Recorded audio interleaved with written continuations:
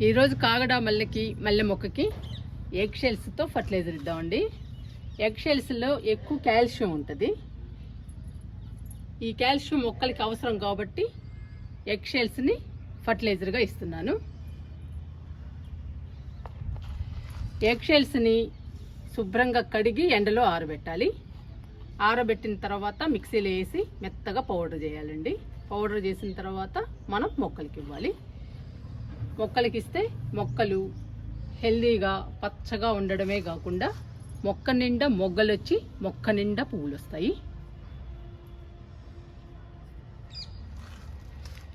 ఇదిగోండి మల్లె మొగ్గలు మొక్క నిండా వస్తాయండి ఈ ఫర్టిలైజర్ ఇస్తే. అందుకని మనం ఫర్టిలైజర్ ఇచ్చేద్దాం. ఇంకా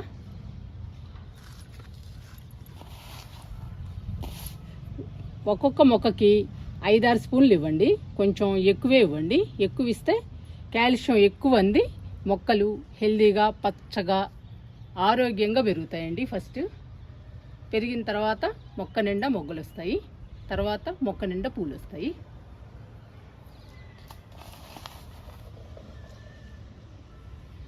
నేను చేత్తోనే ఇస్తున్నాను, ఎక్కువే ఇస్తున్నానండి.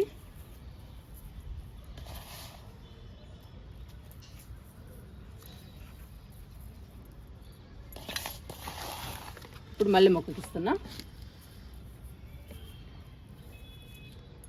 ఎగ్ షెల్స్తో ఫర్టిలైజర్ మొక్కలకి బాగా పనికొస్తుందండి.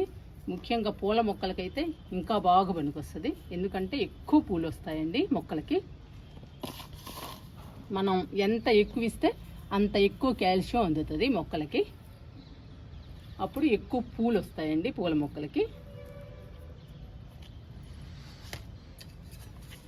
ఇంకా మట్టిలో కలిపేద్దాము.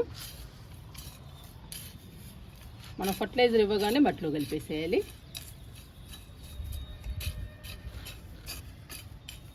మట్టిలో కలిపేస్తే ఫర్టిలైజర్ని మట్టి ఫాస్ట్గా అబ్జర్వ్ చేసుకుని ఫర్టిలైజర్లోని పోషకాలని మొక్కకు అందిస్తుంది. ఇలా కలిపేసేయాలి.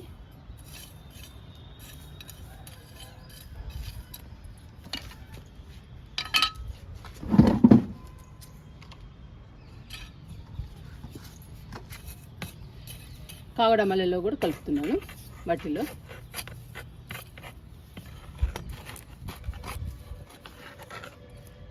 మనం చుట్టూ వేసాం కాబట్టి చుట్టూ కలపాలండి మట్టిలో. ఇలా కలిపేసేయాలి. కలిపిన తర్వాత మొక్కలకి వాటర్ ఇవ్వాలండి. ఇంకా వాటర్ ఇస్తే ఎగ్ షెల్స్లోని పోషకాలు మొత్తం మొక్కలకు అందుతాయి. మొక్కలు ఆరోగ్యంగా పెరిగి మొక్క నిండా మొగ్గలు వచ్చి మొక్క నిండా పువ్వులు వస్తాయి. 2 మొక్కలకి ఇంకా వాటర్ ఇచ్చేద్దాము.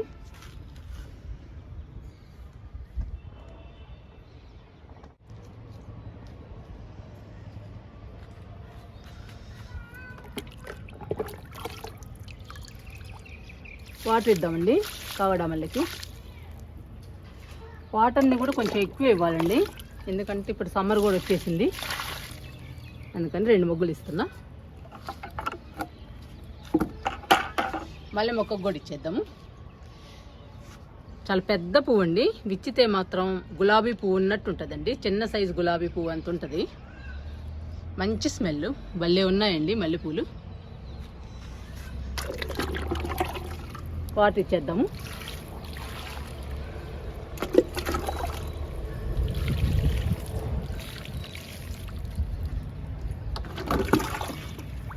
చెప్పాను కదండి కొంచెం ఎక్కువ ఇవ్వాలి వాటర్ని, సమ్మర్ కాబట్టి.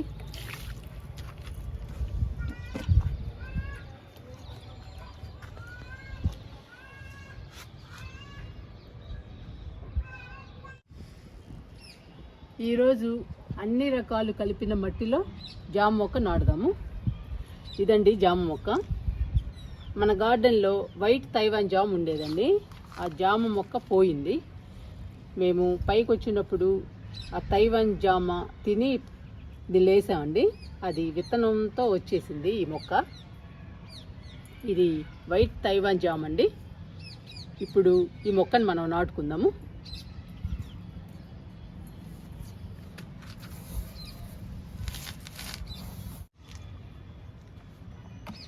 డ్రైనేజీ బాగుండాలండి. ఈ బకెట్లో నాడదాము జామ మొక్కని. ఇదిగండి రోహి వేస్తున్నా.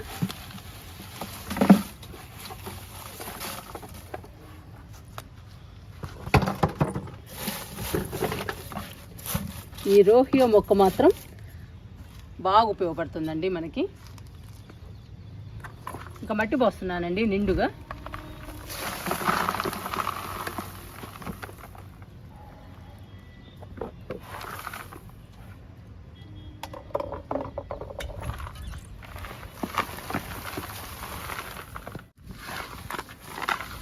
ఇంకొంచెం మట్టి పోద్దాము.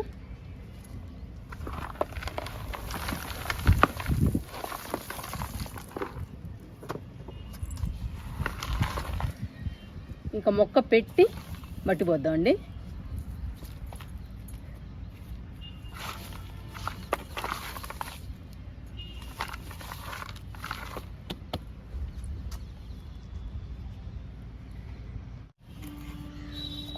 ఫస్ట్ మొక్కను తీద్దామండి, తీసి నాడదాము. ఇది చాలా స్వీట్గా ఉంటుందండి తైవాన్ జామ, చాలా బాగుంటుంది. కాయలు కూడా పెద్ద సైజులో వస్తాయండి.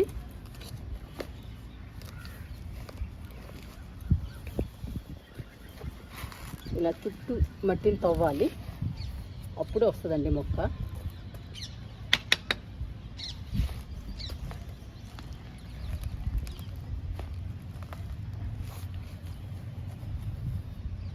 మేము మొక్క వస్తుందని అనుకోలేదండి, కాకపోతే పండిన కాయ మాత్రం ఇందులో వేసేసాము, ఖాళీగా ఉందని. కాయ మొత్తం వేస్తే ఒక్క మొక్క వచ్చిందండి. మళ్ళీ మన గార్డెన్లోకి తైవాన్ జామ్ వచ్చింది. ఇది బతకాలండి మరి.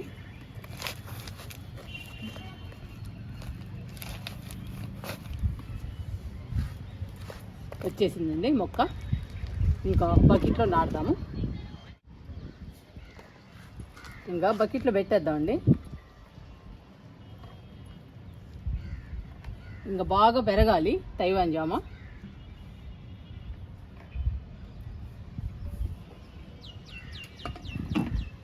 ఇంకా మట్టి పోస్తున్నానండి.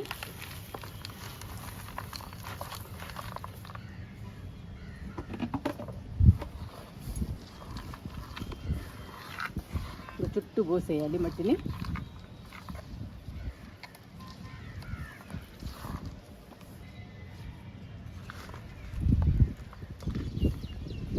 నిండుగా పోసేద్దామండి మట్టిని.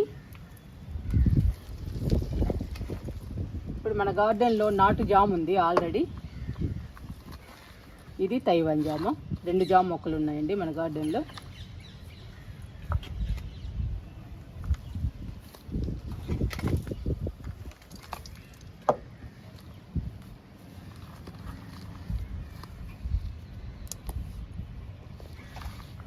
చాలా హెల్తీగా వచ్చిందండి మొక్క. ఇది బాగా పెరగాలి. మనం సమ్మర్లో నాటుతున్నాము, అయినా కానీ బాగా పెరుగుతుందండి. మనం లిక్విడ్స్, కంపోస్ట్లు ఇస్తూ ఉంటాము. మట్టిని కూడా అన్ని రకాలు వేసి కలిపాము. ఇంకా బాగా వస్తుంది జామ మొక్క.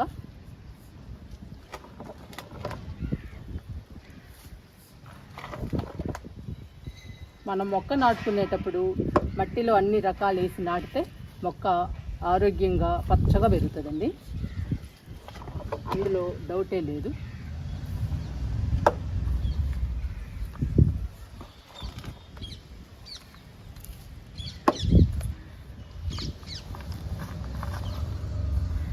నాటేసామండి జామ మొక్కని.